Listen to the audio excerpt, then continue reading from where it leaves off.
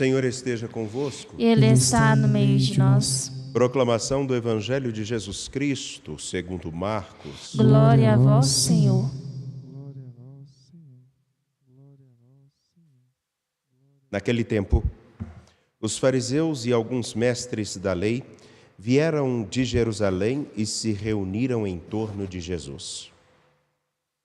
Eles viam que alguns de seus discípulos comiam pão com as mãos impuras, isto é, sem as terem lavado. Com efeito, os fariseus e todos os judeus só comem depois de lavar bem as mãos, seguindo a tradição recebida dos antigos. Ao voltar da praça, eles não comem sem tomar banho e seguem muitos outros costumes que receberam por tradição. A maneira certa de lavar copos, jarras e vasilhas de cobre. Os fariseus e os mestres da lei perguntaram então a Jesus: por que os teus discípulos não seguem a tradição dos antigos, mas comem o pão sem lavar as mãos? Jesus respondeu: bem profetizou Isaías a vosso respeito, hipócritas. Como está escrito: este povo me honra com os lábios, mas seu coração está longe de mim. De nada adianta o culto que me prestam, pois as doutrinas que ensinam são preceitos humanos. Vós abandonais o mandamento de Deus para seguir a tradição dos homens. E dizia-lhes: vós sabeis muito bem como anular o mandamento de Deus a fim de guardar as vossas tradições. Com efeito, Moisés ordenou: honra teu pai e tua mãe. E ainda, quem amaldiçoa o pai ou a mãe deve morrer. Mas vós ensinais que é lícito alguém dizer a seu pai e a sua mãe: o sustento que vós poderíeis receber de mim é corbã, isto é, consagrado a Deus. E essa pessoa fica dispensada de ajudar seu pai ou sua mãe. Assim vós esvaziais a palavra de Deus com a tradição que vós transmitis, e vós fazeis muitas outras coisas como estas. Palavra da salvação. Glória a vós, Senhor. Nós nos encontramos no Santuário Basílica Nossa Senhora da Piedade. Você que é membro da família dos devotos de Nossa Senhora da Piedade nos dá condições de atingirmos a tantas pessoas nesse momento. Agora, no mínimo 300 mil pessoas nos acompanham. E você é responsável, você que é membro da família dos devotos, é responsável por nos ajudar a esclarecer a Escritura e a dar às pessoas um conhecimento mais fundamentado no ensinamento da palavra de Deus do que, na verdade, nos interesses deste ou daquele. Então, desde já, muito obrigado, você que é membro da família dos devotos, que nos ajuda e sustenta este caminho de proclamar a palavra, não as ideias de um ou de outro. Caríssimos, caríssimas, nos encontramos e escutamos Gênesis. E ontem tive a oportunidade de escutar a reflexão conduzida por Padre Samuel e uma imagem belíssima aonde as águas seriam a cada batida de asa do Espírito fecundadas pelo mesmo Espírito que dá a vida e que faz com que toda a criação, pelo próprio agir de Deus na força do Espírito, fosse tomando forma. Estamos no capítulo 1, versículo 20, versículos 2 a 4. Escutamos o primeiro relato da criação. O livro do Gênesis tem 2 relatos da criação. O segundo relato está do versículo 4 do capítulo 2 do livro do Gênesis em diante. Mas esse relato, tão minuciosamente descrito, dia a dia, onde as águas fervilham, Os seres são animados e toda espécie de vida brota da ação de Deus que pouco a pouco cria, tem o seu ponto máximo e singular naquilo que é dito. E Deus disse, após toda a criação: eis que vos entrego todas as plantas que dão semente sobre a terra, e todas as árvores que produzem fruto com a sua semente, para vos servirem de alimento. E todos os animais da terra, e todas as aves do céu, e a tudo que rasteja sobre a terra e que é animado de vida, eu dou todos os vegetais para alimento. E assim se fez. E Deus viu que tudo quanto havia feito, e eis que tudo era muito bom. Houve uma tarde e uma manhã, era o 6º dia. E ele diz isso ao homem que criou à sua imagem. E diz o versículo 27. E Deus criou o homem à sua imagem. A imagem de Deus ele o criou. Homem e mulher os criou. Nós não entendemos muito bem o que significa ser criado à imagem de Deus. Mais tarde, vem ainda um acréscimo: a imagem e semelhança. A imagem é para dar justamente a entender que o homem, agora que tem como sequência dos versículos a característica de Deus, formado por Deus, traz os traços de Deus. Ele deve cuidar de tudo. Ele é a imagem do seu Senhor. Ele é a imagem do seu Senhor. Ele carrega os traços do seu Senhor. E o seu Senhor é visto na sua imagem, que é o homem. Ficou confuso? É como que eu sou uma pessoa. O meu corte de cabelo pode mudar, eu posso estar ou sem barba, mas com barba eu tenho uma imagem. Sem barba eu tenho outra imagem. Com óculos eu tenho uma imagem. Sem óculos eu tenho outra imagem. E eu não usei botox, como andaram dizendo por aí. Nada contra quem use. Mas é a mesma pessoa. Porém, se eu tivesse filhos, eles carregariam minha semelhança. A minha imagem estaria neles. Olhar para a Ana Paula é ver os traços do irmão dela, o Paulo. E também da irmã mais velha, da mãe. Olhar para o homem é olhar para o seu Senhor, a imagem do seu Senhor. Ficou claro, não é? Entretanto, não significa que o homem esteja à semelhança do seu Senhor. Porque a semelhança implica no agir, no costume, na responsabilidade, no cuidado. O homem é criado à imagem de Deus. À semelhança de Deus, ele foi criado. Mas a semelhança implica em uma outra coisa: o agir, o comportar-se, o lidar com a vida, com as pessoas, com as coisas, com o mundo. E isso se dá pelo nosso querer, pela nossa responsabilidade, pela nossa compreensão do que significa ser imagem de Deus. Para ficar mais fácil ainda, já viram aquelas pessoas que têm uma educação muito apurada.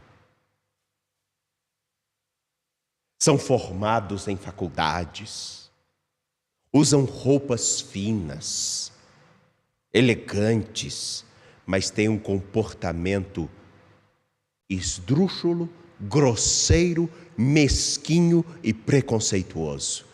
Que quando nós olhamos para essas pessoas, nós pensamos assim: não parece ter a educação e a formação que tem.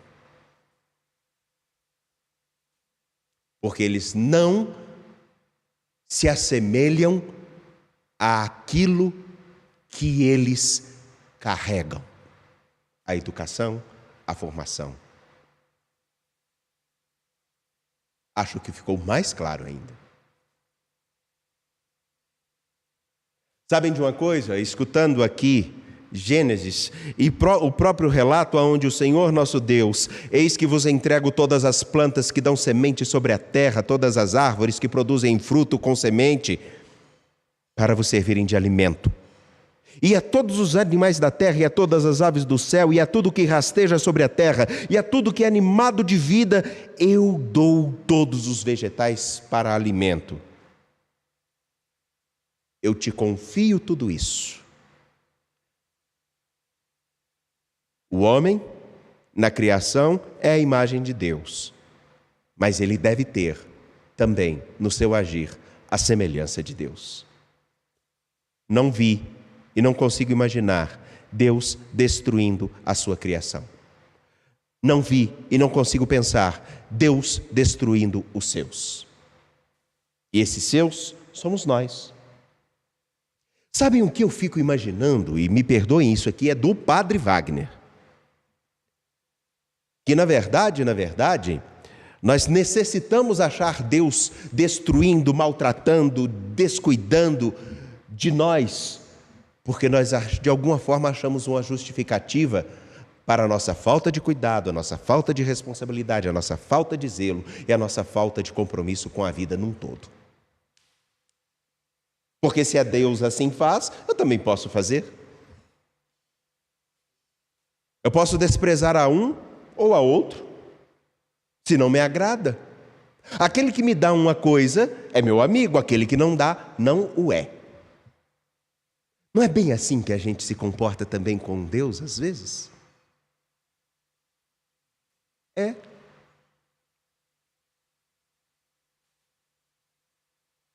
É por isso que quando nós escutamos o Evangelho de Marcos, capítulo 7, versículos 1 a 13, é necessário nós carregarmos dentro de nós e colocarmos bem lá no fundo uma semente que precisa crescer.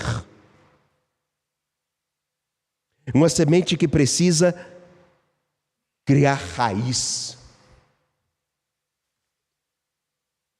E é aprender o agir de Deus. Aprender a vontade de Deus. E aprender a partir daquilo que diz este capítulo 7, dos versículos 1 a 13.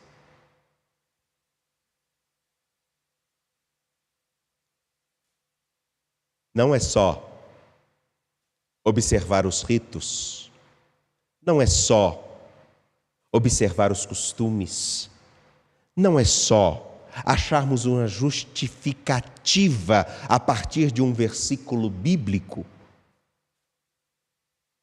que fará com que nós sejamos imagem e semelhança de nosso Deus. Não é só isso. Porque isso nós vemos à torta e à direita. A todo canto. É necessário parar e escutar bem o que o Senhor nosso Deus diz e lembrar do seguinte: os fariseus se preocupam, sim, com o fato dos discípulos não lavarem as mãos e não tomarem um banho. Eles ficam escandalizados com isso. Mas eu lhes pergunto o principal: O que é mais importante? O lavar os copos, a mão? Ou ser a imagem de Deus e agir à semelhança de Deus para com todas as pessoas?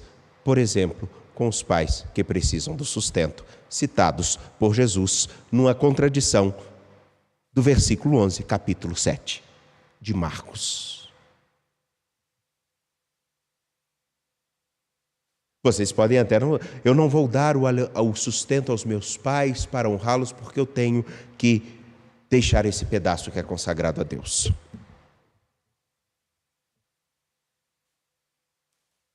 É uma contradição. E terrível. Vós esvaziais a palavra de Deus com a tradição que vós transmitis, e vós fazeis muitas outras coisas que esvaziam a palavra de Deus. Tudo por quê? Nós entendemos o que é ser imagem de Deus, olhar para o ser humano. Essa frase é tão bonita, olhar para o meu irmão e ver o rosto de Deus dele, isso é tão bonito. Olha só, eu vejo para Ana Paula agora, que ontem fez a sua colação de grau junto com o seu irmão, formaram em administração. Olho para ela, ela que está com os cílios revigorados, igual Dona Luzia vai fazer daqui a pouco, deu uma garibada no cabelo. Ou então eu olho para o Fábio, eu olho para a Dona Luzia e vejo assim, olha, a imagem de Deus à minha frente. Que bonito.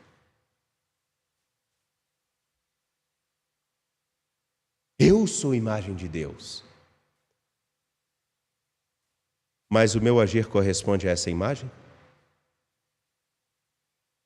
E eu trouxe a figura das pessoas que são letradas, instruídas, passaram por tantos cursos, falam tantos idiomas, que são preparadas para se comportar da maneira mais adequada com aqueles que possam ser monarcas, podem se sentar à mesa com a rainha da Inglaterra, com qualquer outra pessoa que tenha uma formação, que se vestem elegantemente, mas são, na verdade, tão grosseiros no comportar-se e no tratar as pessoas, que não são dignos nem mesmo de pisar na casa de uma senhora que é semi-analfabeta e vive na sua pobreza. Mas não pensemos que eu estou falando somente daqueles que têm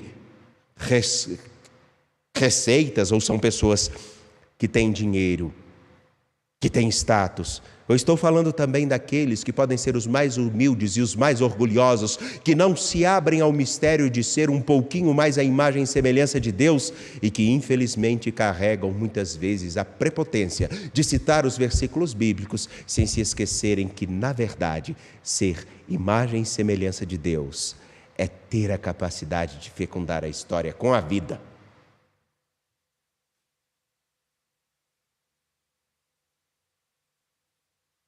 Espero que tenha sido bem claro. Deus, no seu ato sublime de nos criar e de nos dar a máxima dignidade de toda a criação, não nos fez soberanos para destruir, mas nos fez soberanos para cuidar da vida como um todo. Você cuida? Você carrega os traços de Deus, mas age segundo a semelhança dele? O mesmo Deus que é misericórdia, o mesmo Deus que é compaixão, o mesmo Deus que tem que ser bom, aquele mesmo Deus que buscamos e que seja a nossa consolação, afago, que nos dê esperança, que nos ajude a viver cada dia. Esse mesmo Deus que nós tanto falamos, que queremos tanto, e tantas pessoas cantam e proferem palavras, fazem reflexões. Você é a mesma ação desse Deus que você espera. Deixa eu reformular a frase. Você é para os outros o mesmo que você espera do agir de Deus a seu favor? Ficou claro? Porque o rosto já carregamos. Resta saber se o nosso agir está impregnado da convicção de eu também preciso, em tudo que fizer, dar o traço de Deus. Porque caso contrário, nós sempre vamos achar uma desculpa Seja porque, como os fariseus, eles não lavam as mãos, eles não tomam o banho. Vamos ficar sempre no que é periférico e nunca vamos tratar do problema central. Vocês escutam a Deus? Vocês vivem o que Ele ensina? Vocês olham para os outros como Ele olha para vocês ou como desejariam que Ele olhasse também para vocês? Eu tenho certeza, todos nós queremos misericórdia, mas nem todos estão dispostos a sê-la. Confiantes, ao Senhor nosso Deus, apresentemos nossas preces.